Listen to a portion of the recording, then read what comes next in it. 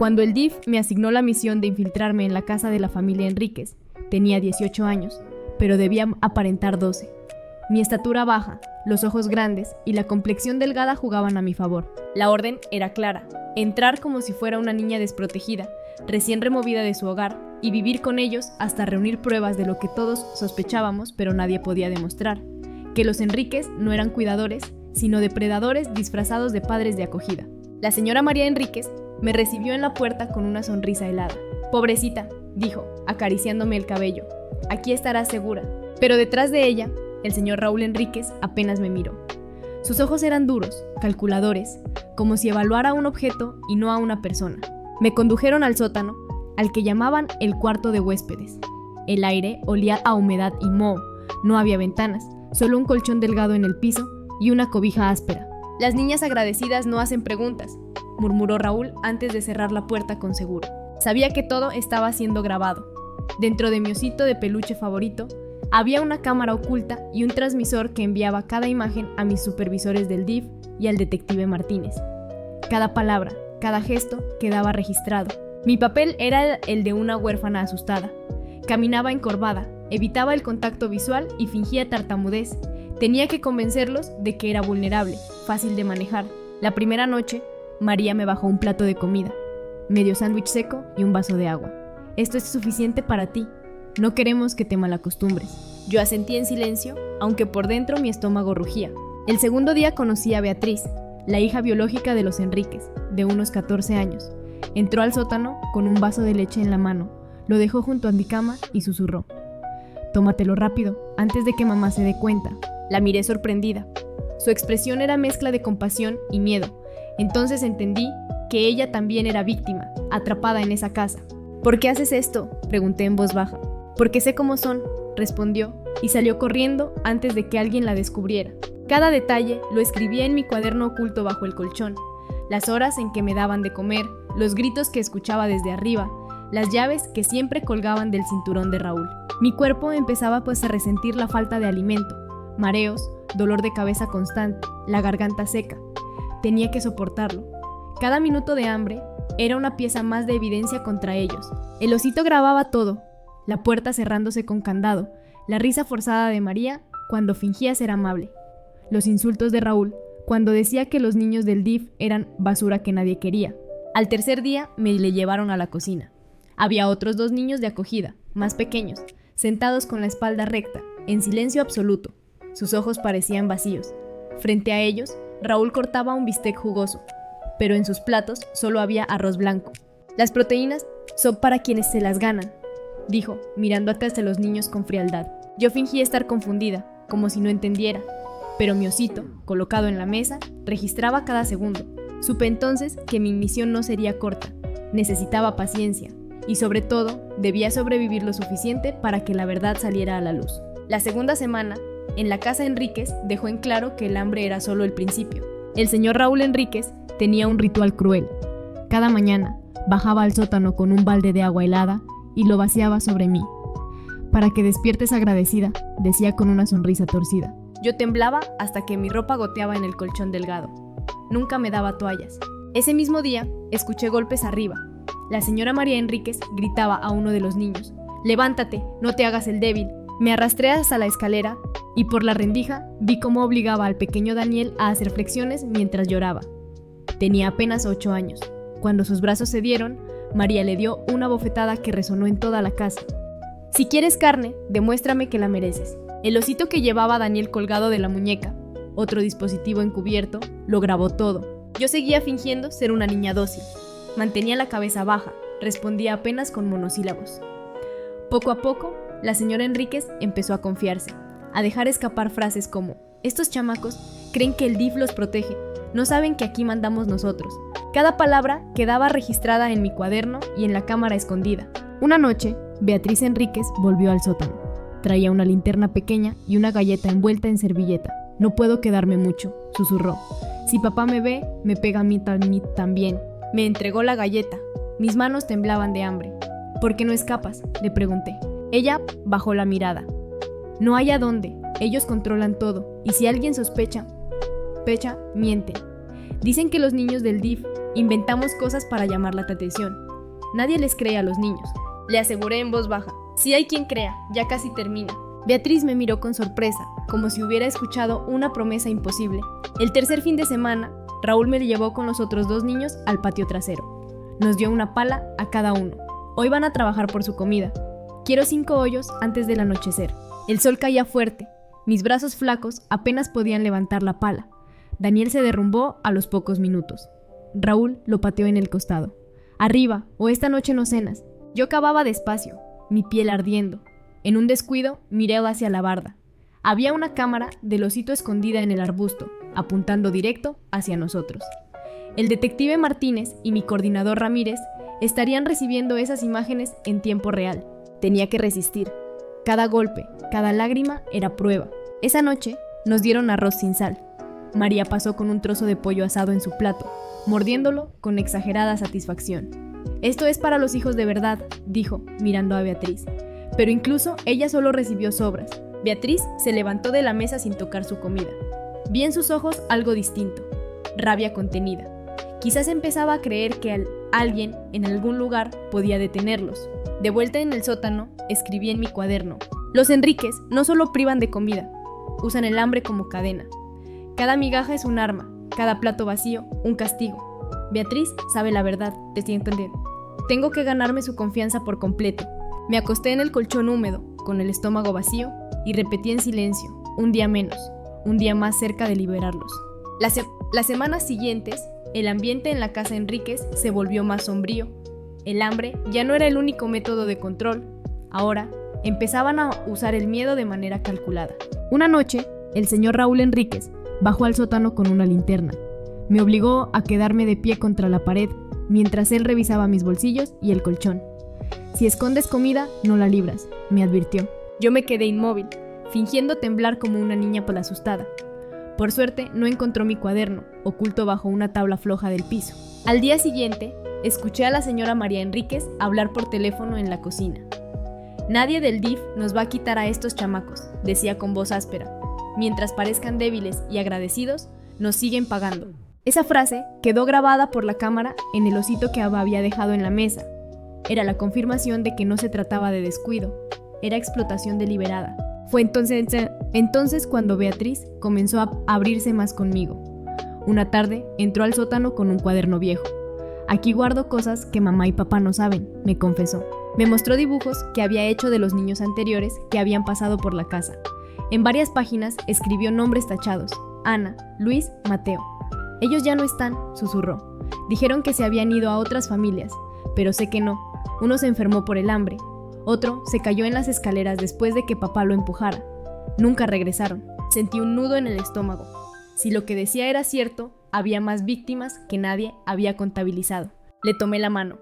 Te creo, Beatriz, y voy a ayudar a que todo esto salga a la luz. Ella me miró fijamente, como buscando si hablaba en serio. Al ver mi convicción, asintió. Esa noche, cuando todos dormían, puse el osito mirando hacia la puerta del sótano. A la mañana siguiente, revisando mentalmente la transmisión que mis supervisores recibían, sabía que ya tenían imágenes de Raúl bajando con cadenas en la mano. No me las puso, pero las mostró como amenaza. Si algún día intentas correr, aquí te voy a tener, dijo, levantando las cadenas. Su voz sonaba tranquila, pero helaba la sangre. Mientras tanto, afuera, el detective Martínez y mi coordinador Ramírez trabajaban con las grabaciones. Ya tenían suficiente para abrir una investigación formal, pero querían ir más allá. Necesitaban pruebas irrefutables de abuso físico y de la conexión con las muertes sospechosas. En la escuela, los profesores habían empezado a notar que algunos de los niños acogidos por los Enríquez llegaban con ojeras profundas, muy delgados y a veces con moretones. La orientadora escolar Adriana Beltrán mandó varios reportes al DIF. Todo empezaba a encajar. Una tarde, Beatriz se acercó con el rostro pálido. «Van a hacerte la prueba de obediencia», me dijo. A todos los niños se la hicieron.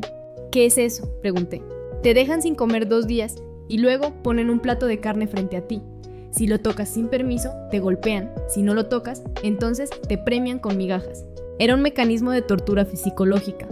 Y ahora me tocaba a mí. El segundo día sin comida fue brutal. El estómago me dolía tanto que apenas podía moverme. María bajó con un plato de pollo rostizado y lo dejó en la mesa, a centímetros de mí. Si eres agradecida, no lo toques hasta que yo lo diga, ordenó. Me quedé mirando, los ojos llorosos por el hambre. El osito estaba sobre la mesa, grabando cada gesto. Después de 1 hora, María regresó. El pollo seguía intacto. Bien, dijo con frialdad, aprendes rápido. Me dio un pedazo de pan duro como premio. Esa misma noche, Beatriz bajó y me dio un trozo de tortilla escondido en su manga. Lo hiciste bien, me susurró. Ya casi termina. Yo apenas pude sonreírle, pero sabía que cada segundo de esa prueba había quedado registrado y que el cerco alrededor de los Enríquez se cerraba. Los días siguientes fueron los más tensos. Podía sentir que la red se cerraba alrededor de los Enríquez, pero también que ellos se volvían más paranoicos. Una mañana, el señor Raúl Enríquez revisó cada rincón del sótano. Abrió el colchón, pateó la pared, sacudió al osito que yo abrazaba. Por un segundo pensé que descubriría la cámara oculta, pero solo murmuró: más te vale que no estés planeando nada. El corazón me latía con fuerza, pero mantuve mi papel de niña sumisa, bajando la mirada. Mientras tanto, afuera, el detective Martínez y mi coordinador Ramírez reunían todo lo captado. Las frases de María, hablando de las cuotas del DIF, la prueba de obediencia con el pollo, los golpes a Daniel, la amenaza de cadenas de Raúl. El expediente empezaba a ser sólido. El DIF, a través de Elisa Romero, trabajadora social asignada al caso, comenzó a visitar por rutina. Llegaba con carpeta en mano, fingiendo que era una inspección normal. Yo me aseguraba de dejar marcas visibles, brazos moreteados, ojos hundidos por el hambre. María intentaba disimular con sonrisas forzadas. Ya sabes cómo son los niños, le decía tía Elisa. Inventan, exageran. Pero Beatriz, desde la escalera, me lanzaba miradas de apoyo. Sabía que alguien al fin estaba escuchando. Una noche, Beatriz bajó al sótano con un sobre arrugado. Es una carta que Ana, la niña que estuvo aquí antes que tú, dejó escondida. La carta estaba escrita con letra temblorosa. Si alguien encuentra esto, sepan que los Enríquez nos matan de hambre. Nos dicen que somos basura. Tengo miedo de que no salga viva de esta casa. La guardé en mi cuaderno, sabiendo que sería prueba devastadora en el tribunal. Ese fin de semana, escuché a Raúl discutir con María en la cocina. Hay demasiadas visitas del DIF, gruñía él. Si siguen viniendo, nos van a quitar a los niños. Tranquilo, respondió ella. Siempre hemos convencido a todos. Nadie les cree a los chamacos. El osito sobre la mesa grabó todo. Al lunes siguiente, Adriana Beltrán, la orientadora escolar, llamó directamente al DIF tras recibir a Daniel en la escuela con moretones en los brazos. No puede ser coincidencia, dijo en su reporte. Esto ya es un patrón. Ese mismo día, Elisa me susurró en voz baja, cuando María no miraba. Ya casi termina, resiste un poco más. Pero los Enríquez también olían el peligro. Una tarde, María bajó con una mirada distinta, más fría que nunca. Si dices algo contra nosotros, nadie te va a creer. Y si llegan a quitarnos a los niños, hizo una pausa, acercándose a mi oído. Vamos a encontrarte, aunque te escondan. El osito, apoyado en mi regazo, lo grabó todo. Yo tragué saliva, fingiendo terror verdadero. Por dentro, sabía que esas palabras eran justo lo que necesitábamos. Una amenaza directa, captada en cámara. Esa noche escribí en mi cuaderno. Las máscaras de los Enríquez se están rompiendo. El hambre, los golpes, las amenazas. Todo está documentado. El expediente ya no es sospecha, es verdad. Falta poco para que entren por esa puerta y los detengan. Me dormí con esa esperanza, aunque el miedo seguía como un cuchillo en el estómago. La tensión en la casa de Enríquez era como un hilo a punto de romperse. Los niños más pequeños apenas hablaban. Sus ojos eran pozos de miedo. Yo mantenía mi papel de niña tímida, pero en mi cuaderno escribía cada detalle, cada palabra. Una tarde, Beatriz bajó al sótano cuando sus padres estaban en el mercado. Cerró la puerta detrás de ella y me miró con decisión. Voy a contar todo. No puedo seguir viendo cómo tratan a Daniel y a los demás. Sacó su celular y me mostró un número de emergencia, la línea directa del DIF. Lo encontré en un folleto que dejaron en la escuela. Llamé ayer. Les dije mi nombre y lo que hacen aquí. Me dijeron que ya tenían un expediente. Sentí un escalofrío. Era la confirmación de que nuestras piezas encajaban. Ella se había convertido en testigo clave. ¿Y qué te dijeron?, pregunté. Que aguantemos, que pronto vendrán por nosotros. Mientras tanto, el detective Martínez y Sara Chen, supervisora del caso, trabajaban en silencio. Los reportes de Adriana Beltrán, la orientadora escolar, y las grabaciones de mis ositos formaban un expediente de más de 200 páginas. Incluía fotos de moretones, notas de maestros cartas de vecinos preocupados y la carta de Ana que Beatriz me entregó. Era un retrato completo de un patrón de abuso sistemático. El Tribunal de Menores convocó a una primera audiencia preliminar. Yo no estuve presente, pero Silvia, la abogada del DIF, nos explicó después lo que ocurrió. El abogado de los Enríquez alegó que los niños inventaban historias por trauma previo y que su hogar era estricto, no abusivo. Pero la jueza revisó parte del material, la carta de Ana, las fotos de Daniel en la escuela, los audios de amenazas. Esto no es disciplina, sentenció. Es crueldad. Ordenó visita sorpresa y revisión médica obligatoria a todos los niños en la casa. Cuando llegó la enfermera del DIF, María intentó aparentar. Preparó la mesa con fruta y jugo, vistió a Daniel con ropa limpia, pero las marcas en sus brazos eran imposibles de ocultar. Se cayó en el parque, dijo María. No tenemos parque, interrumpió Beatriz con valentía. La enfermera anotó sin decir palabra. Esa noche, Raúl golpeó la mesa con furia. Alguien está hablando demasiado, rugió. Miró a Beatriz con sospecha. Yo sentí que el aire se volvía hielo, pero ella sostuvo la mirada, sin bajar la cabeza. Por dentro, yo temblaba. Si descubrían que colaboraba con el DIF, todo podía terminar antes de tiempo. Al día siguiente, Elisa Romero, la trabajadora social, llegó otra vez. Esta vez pidió hablar conmigo a solas. María se opuso, pero Elisa mostró la orden firmada por la jueza. Nos sentamos en la sala, con la televisión encendida para disimular. Ella me pasó un papel y un bolígrafo. Escribe lo que quieras que sepan, aunque no puedas decirlo en voz alta, me indicó en voz baja. Escribí amenazas, hambre, pruebas de obediencia, carta de Ana. Beatriz quiere testificar. Ella dobló el papel y lo guardó en su carpeta. Resiste un poco más, me dijo, con los ojos llenos de determinación.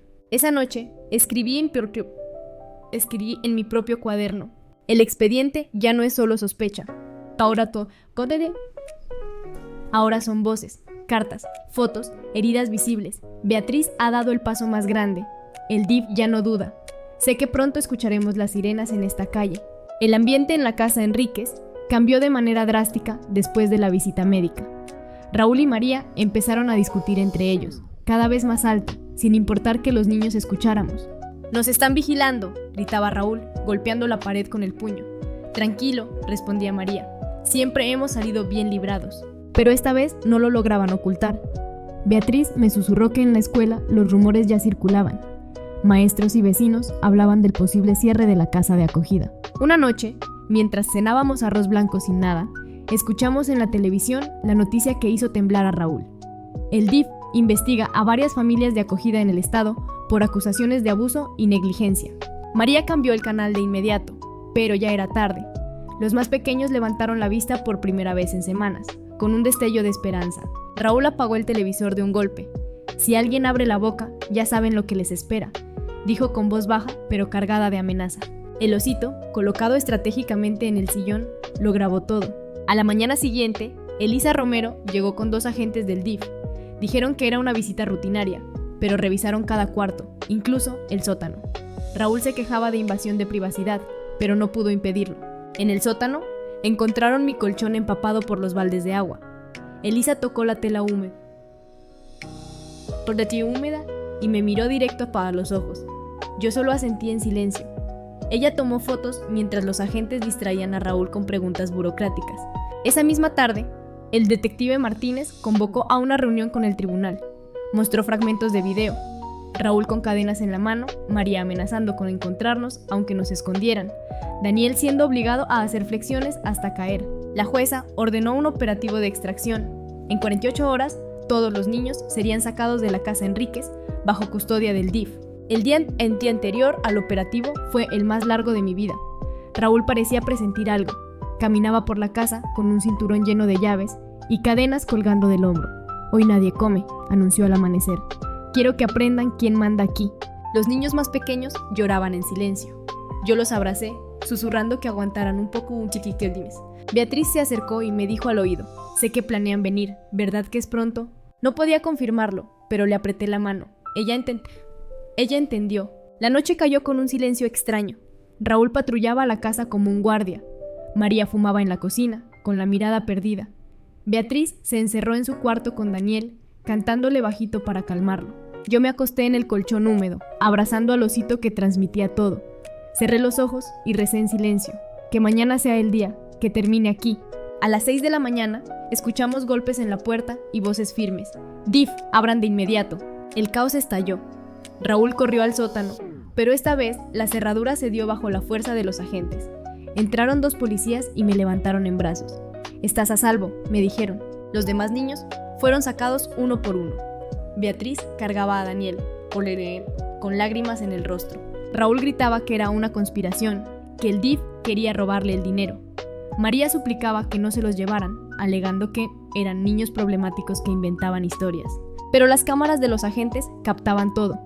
La humedad, la comida rancia, los candados. La evidencia ya no podía negarse.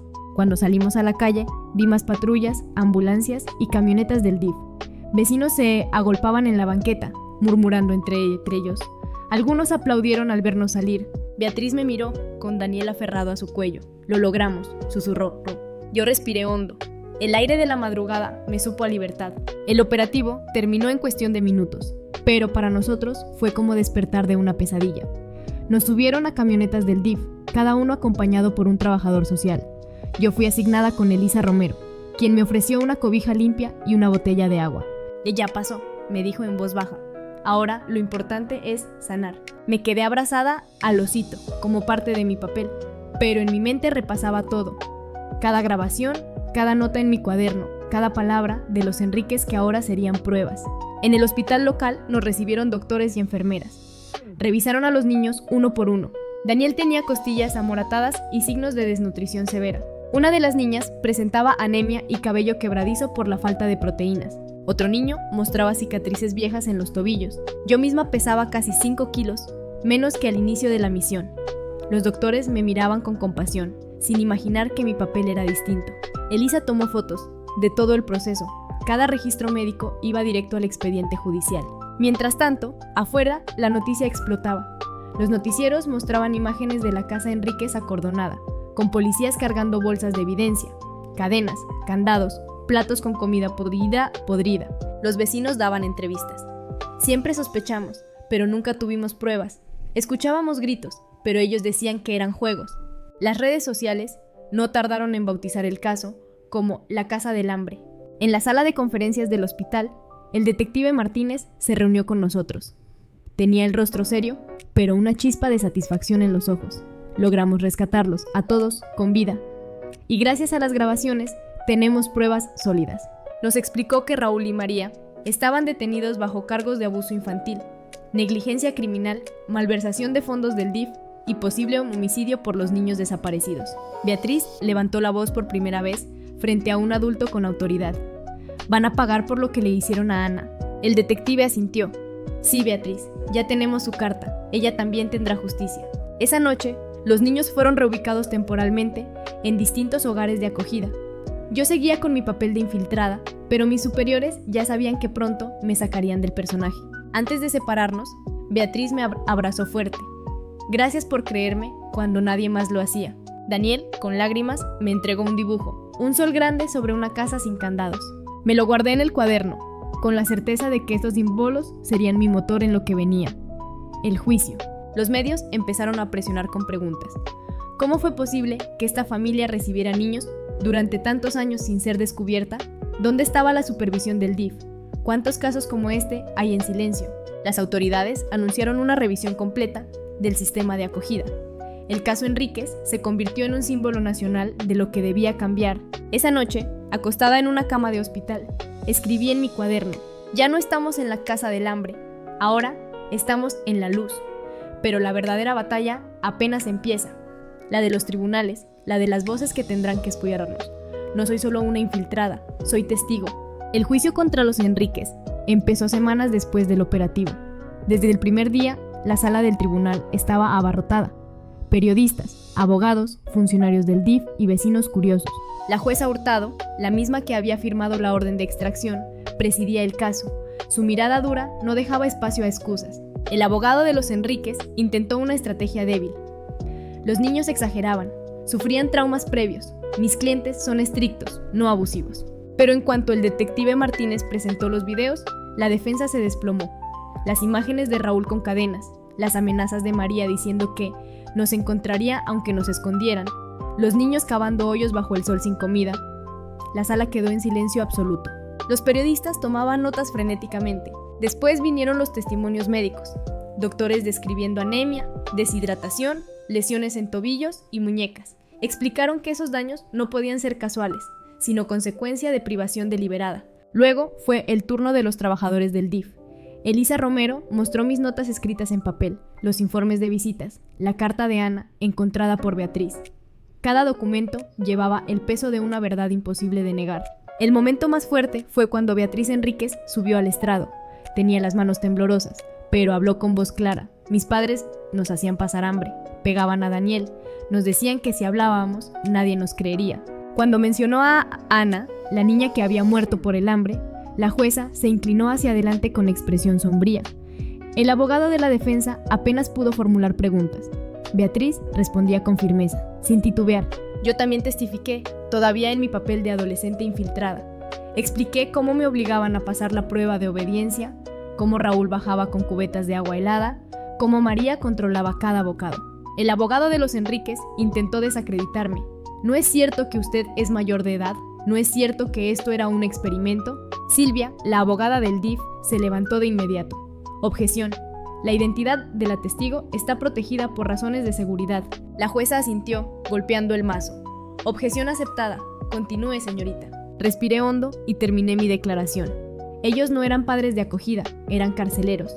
La defensa intentó usar testigos de carácter, antiguos vecinos que decían que los Enríquez parecían una familia normal, pero el contraste con las pruebas era tan abrumador que solo fortalecía la acusación. El fiscal cerró con una frase contundente. Estos niños no inventaron cicatrices, no inventaron hambre, no inventaron miedo. Los Enríquez convirtieron su hogar en una prisión y ahora deben pagar por ello. Los medios bautizaron la jornada como el Día de las Voces, porque por primera vez las víctimas hablaron sin ser silenciadas. Esa noche, en mi cuaderno, escribí: hoy no fue un disfraz ni una grabación secreta, hoy fue mi voz la que retumbó en la corte. No soy invisible, ellos tampoco podrán serlo nunca más. El día del veredicto, la sala del tribunal estaba llena a reventar. Periodistas se apretujaban en las bancas traseras, los vecinos susurraban entre ellos, y los trabajadores del DIF ocupaban la primera fila. La jueza Hurtado entró con gesto solemne. Todos nos pusimos de pie. Cuando tomó asiento, el silencio fue total. En el caso del Estado contra Raúl y María Enríquez, comenzó. Después de revisar cientos de páginas de pruebas, testimonios de médicos, trabajadores sociales, maestros y vecinos, y tras escuchar directamente a las víctimas, este tribunal dicta lo siguiente. Se acomodó los lentes y leyó con voz firme. Los acusados son culpables en todos los cargos: abuso infantil, negligencia criminal, malversación de fondos y homicidio culposo en el caso de la menor Ana. Un murmullo recorrió la sala. Yo apreté la mano de Beatriz, que tenía lágrimas en los ojos. La jueza continuó. En consecuencia, se sentencia a Raúl y María Enríquez a cadena perpetua sin derecho a libertad condicional. El mazo golpeó la mesa con fuerza. Beatriz rompió en llanto, pero esta vez no de miedo, sino de alivio. Daniel se abrazó a su hermana, mientras los oficiales escoltaban a sus padres fuera de la sala.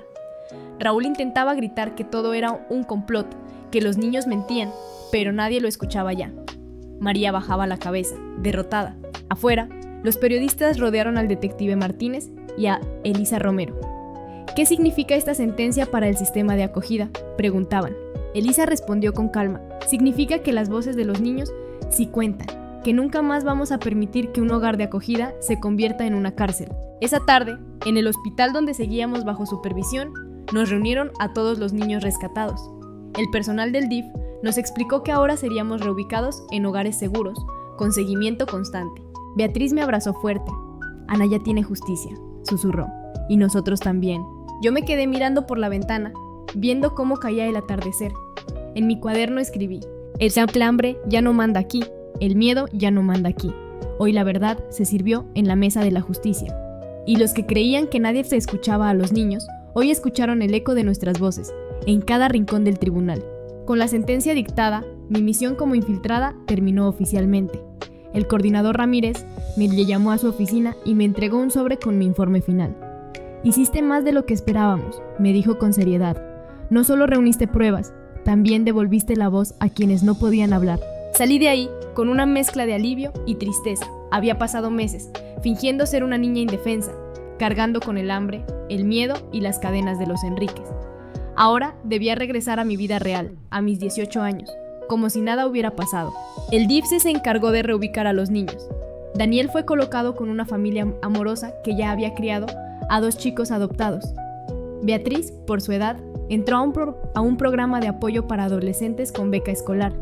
La última vez que la vi, me dijo: quiero ser abogada, como Silvia, para que nadie más pase por lo que pasamos. Sonreí, sabiendo que ese fuego en sus ojos era más fuerte que cualquier cicatriz. Yo también empecé a pensar en el futuro. Había entrado a la misión como agente encubierta, entrenada en protocolos, cámaras ocultas y estrategias legales. Pero salí con algo más, una convicción personal. Entendí que mi vida debía girar en torno a proteger a la niñez, a asegurar que el sistema escuchara de verdad. Decidí estudiar trabajo social y derecho, convencida de que la justicia no se construye solo en tribunales, sino en cada hogar donde un niño debe sentirse seguro. La prensa siguió hablando del caso por meses. La Casa del Hambre se convirtió en símbolo de reformas, más inspecciones sorpresa, protocolos médicos obligatorios, supervisión más estricta a familias de acogida. El nombre de los Enríquez quedaría marcado en la historia como ejemplo de lo que pasa cuando nadie vigila lo suficiente. Una tarde, sola en mi cuarto, abrí la caja con mi cuaderno y el osito que había grabado todo. Toqué la tela gastada, recordando cada momento de miedo, pero también cada momento de resistencia. La mirada firme de Beatriz, el dibujo del sol que me dio Daniel, la carta de Ana. Escribí la última línea en el cuaderno. No fui solo testigo, fui parte de su lucha, y mientras viva, llevaré esa voz conmigo. Cerré el cuaderno. Por primera vez en mucho tiempo me sentí ligera. Hoy, cuando pienso en los Enríquez, no pienso en el hambre ni en los candados. Pienso en la fuerza de los niños que sobrevivieron. Pienso en Beatriz soñando con ser abogada, en Daniel dibujando un sol, en Ana recibiendo justicia después de tanto silencio. Y pienso en mí, ya no como infiltrada, sino como alguien que encontró su propósito. La misión terminó, pero la lucha apenas comienza.